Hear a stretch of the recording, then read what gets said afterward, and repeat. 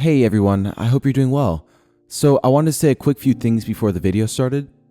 First, I wanted to give a quick content warning as this story includes child abuse, so viewer discretion is advised. Secondly, I wanted to give a big thank you to ByFelsDisciple for allowing me to read this story. So I wanted to take a second to promote his book called First Do No Harm on Amazon.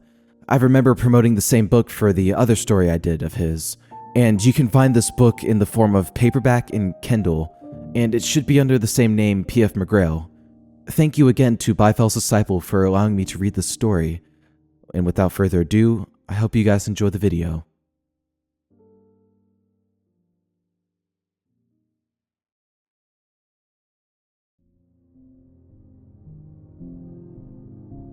You read that correctly. Monsters do exist, and yes, we live in your closet.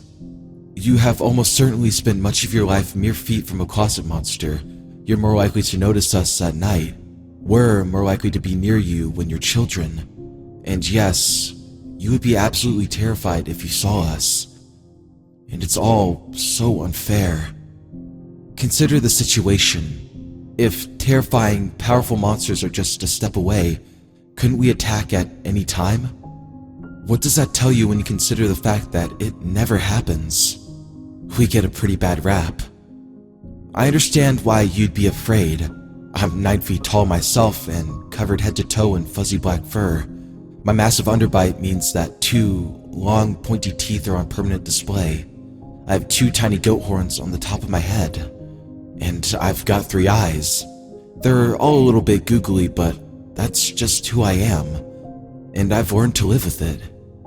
And I've come to accept that the world just never will.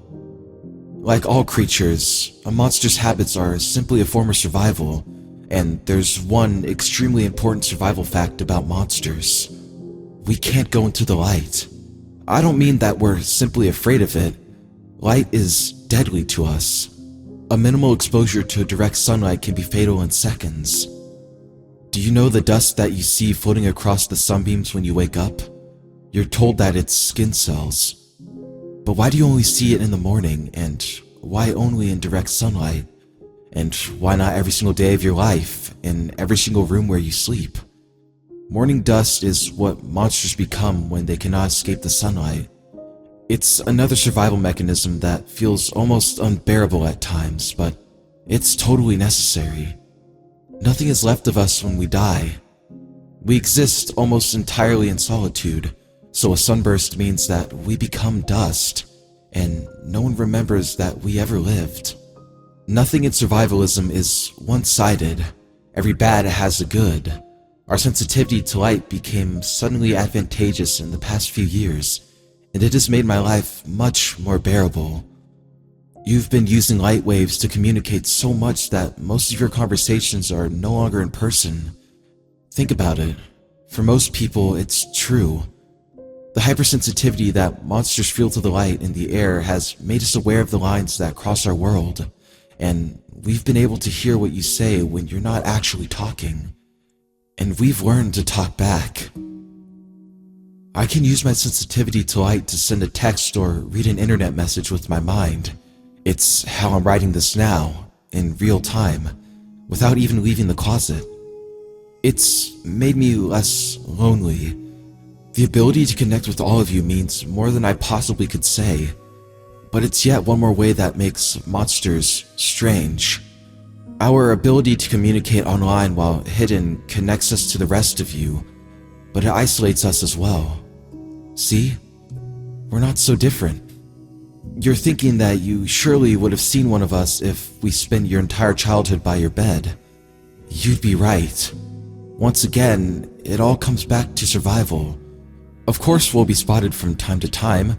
Surviving means living in the hard times, not living around them. And we are very good at that. We usually inhabit children's rooms for obvious reasons. They're less likely to be taken seriously if we're spotted, and they're unlikely to use violence to confront the unknown, which is a tendency that humans lose when they grow up.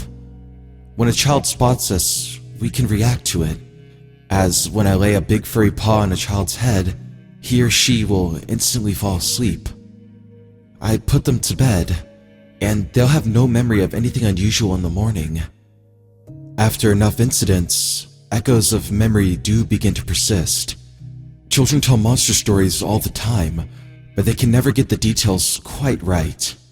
And the inconsistent repetition of such incredible tales actually helps to discredit the stories about monsters. I've lived this way for more years than I can count. We have to survive this way. I think you know what adults would do if they ever discovered us, and it really isn't right. Because when I put the children to sleep, all I want to do is to help them have a good morning, to have a good day. My current human's name is Julie. She's 6 years old, very kind and very smart. Any parent would be proud of her. But her father does not treat her like she deserves. I've been with Julie for nearly her entire life, 1,913 days to be exact. For half of the time since she was 3, her father has been coming to her at night. Sometimes it's once a week, other times months can go by with no visit. But eventually, he always returns. I broke it up the first time when I realized what was about to happen. It was dark enough so that neither of them truly understood what I was. I hauled her father into his bedroom and shut the door behind him. He must have fallen asleep immediately because I heard him snoring. I snuck back into Julie's room and erased her memory of the incident. The whiskey on her father's breath let me know that his memory was clean as well. It continued like this for years. There are times when I let myself think that he stopped for good, that 3 months without an attempt meant that Julie's father had reformed himself and decided to love his daughter in only ways that were appropriate. It never lasts. But I have. Even with my memory eraser, I have always been diligent never to let either one of them see me. I have survived centuries through an overabundance of caution. It keeps me safe to dwell only in the land of shadows and dreams. There's another reason, though, and whether it is vanity or hope is left to your discretion. Julie has taken my heart in the way that it should have stolen her father's. Protecting her has become the most important thing in my life. Part of me, one that's hidden deeper and farther than even my own race needs to hide, imagines that one day she will see me and smile.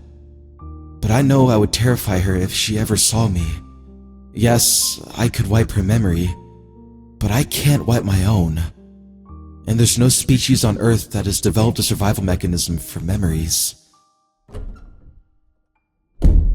This morning is bad. Several things were clearly different right away. It is nearly dawn. Julie's father never stays out drinking this late. And it's clear that the longer time meant extra binging. He's normally quiet until he reaches her room, but this time he's shaking the whole house with his yelling and clamoring, and that started when he was only at the front door.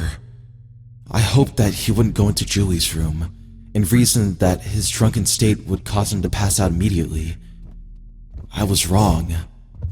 He bursts into the bedroom and slams the door against the opposite wall. He absolutely reeks of whiskey this time, and is gasping in great, heaving breaths. He's holding a near-empty bottle in his hand. And this time, Julie is awake from the very beginning. She's staring at him with terrified eyes. In her memory, thanks to me, she's never seen him like this. "Daddy? What's wrong?" It's all she can say. Then he's on her. I'm about to pounce, but then I see it. A ray of morning light. It's faint, but as I look around the room, I see that it is not solitary. Julie's father went out drinking until morning. My heart begins to race blood through my 9-foot frame. Is the light weak enough for me to endure? Julie gives a scream that should, by all rights, chill him into submission. It does not. Now that he can finally act without resistance, I see his intentions unfold before me. I have to shield my 3 eyes when he violently tears her underwear away. The light will only get stronger, not weaker, so the time to act is now. I leap from the closet and land next to the bed. 4 terrified eyes peel away from each other and look towards me. My fur is beginning to burn. I grab Julie's father around the waist and pull. He fights back. He yells. Julie screams. I raise him up and stagger backward. He's writhing and punching as I back towards the door. My skin feels like it's on fire. I move faster. I'm able to get him out of the room and I pull Julie's door shut. There's a wide swath of early morning sun streaming in through the hallway window. It lands on my legs and I feel like I'm being cut in half. I stagger. That's when he smashes the bottle on my head. I explode in pain from top to bottom and hit the floor. Julie's father finally earning his release from my arms. I roll out from the patch of sunlight, stopping face to face with the man I dropped. He's dead. His neck lies broken against the side of a chair. Get up. It's the survival mechanism speaking. Get up and into the closet now, or there's no hope left. I get to my wobbly feet and sprint back into Julie's room. She's standing just beyond the door, looking at me as I enter. For the first time, she finally sees me, unhidden, bathed in the morning light.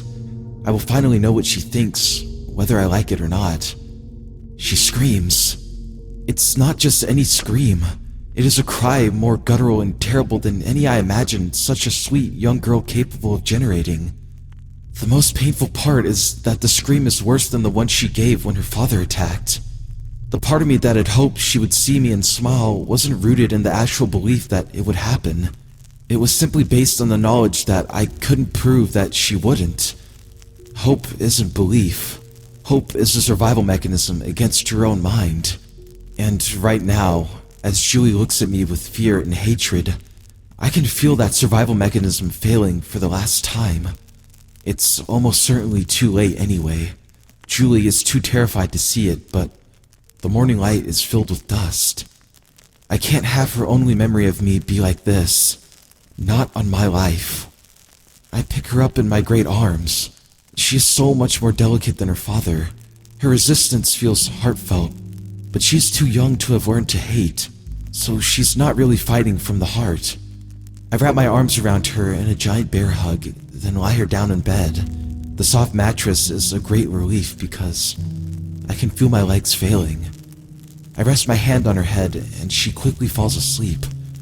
I can feel myself drifting away too, as the enormous cloud of morning dust dances lazily above our heads in the bright early sun. I begin to rock her back and forth, but can barely move my body.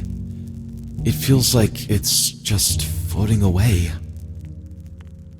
Thanks for listening, No Sleep. But now, it's time for me to go. So I strain forward and quietly whisper into her ear. My head is the only part of me that can still move, and even that is almost gone. I'm sorry I scared you, Julie. You scared me too. Have a good morning. Have a good day.